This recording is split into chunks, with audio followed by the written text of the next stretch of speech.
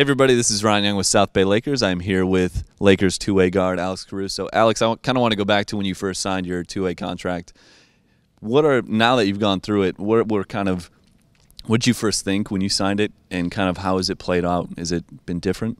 Yeah, honestly, I didn't have a lot of expectations. Just this is the first year with two-way contracts, being a part of the league. So I really just try to come into it with an open mind. I originally thought that it was going to be like patchwork, just whenever guys like game or two here, game or two there. Unfortunately, kind of unfortunately, fortunately for me, there's been a couple injury stints, so I've gotten extended stays up with LA Lakers.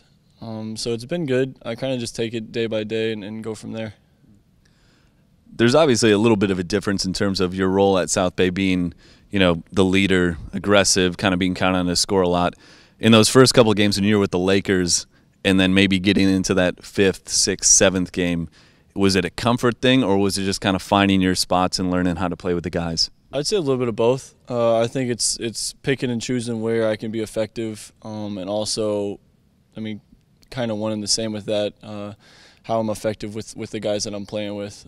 It was a different group than I was used to as far as personnel. So I think it's just about adjusting and kind of figuring out what it is that I can do to help. And I think it was easy for me kind of with the guys I was playing with to kind of fit into that role, just a comfort level that I had with them. So it made it a lot easier for me.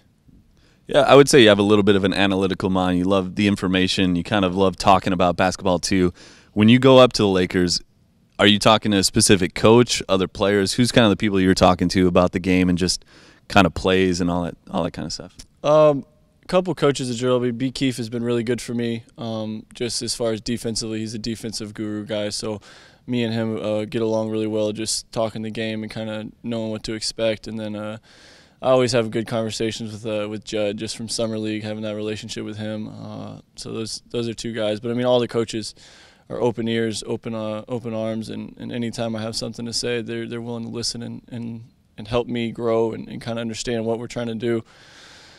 As far as on the court, all the guys are great dudes. They wouldn't be here, they wouldn't be in this organization if they weren't on both teams. So it's really been comfortable for me just to bounce back and forth and kind of gel with whatever guys I'm with.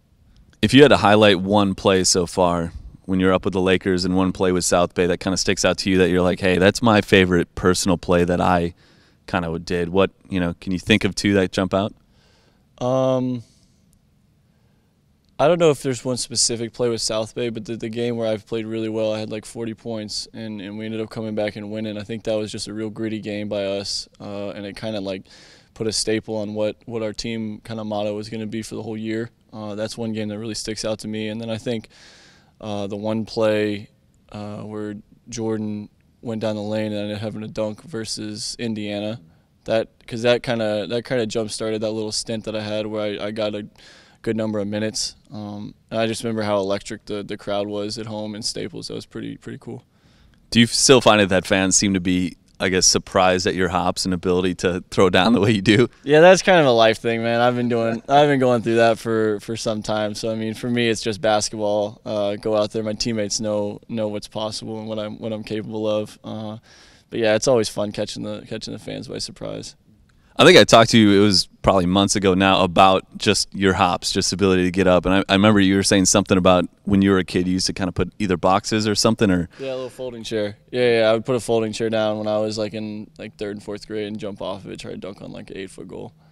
Well, it's worked out. Yeah, great. If you want to learn how to jump, kids, just put down a chair, jump off. No, I'm just kidding. That's probably not safe. I don't think my mom was ever too happy that I did it, but I snuck it in there and it seemed to pay off.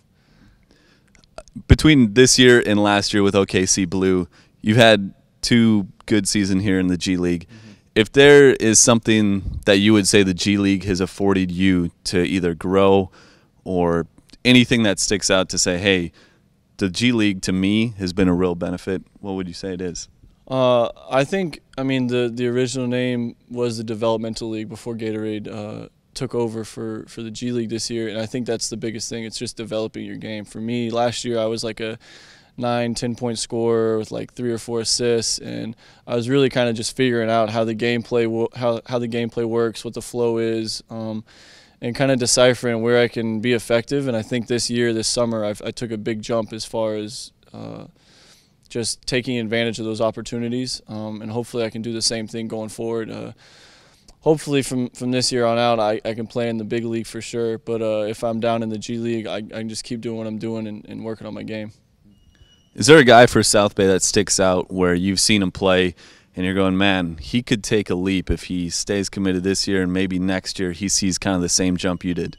Yeah, a guy, I mean, Thomas Bryant, I know he's not a traditional G League guy, he's an assignment guy, but the way he plays, the motor he plays with, it resembles, I think, at least to me, a lot of how I play, which is just with passion and with energy, and statistics will find you when you play like that. But he hangs his hat on playing hard, playing defense, and playing for his teammates, and I think that's the key whenever you're getting a lot of time in the G League is working on your game, but then also honing those skills to be able to take them up to eventually be a leader on an NBA team maybe. I've seen a lot of nicknames given to you on social media. Is there anyone that jumps out that you're like, that's been my favorite so far? Yeah, BI tagged me in a post on Instagram and called me Uncle AC. I think that's pretty funny. The fans seem to like that one a lot. I think it's pretty funny just because, I mean, even though those guys have spent way more NBA time and tenure, I'm like a couple years older than them, so it's pretty, I mean, it's humorous to me just to be able to be the older, younger figure on the team.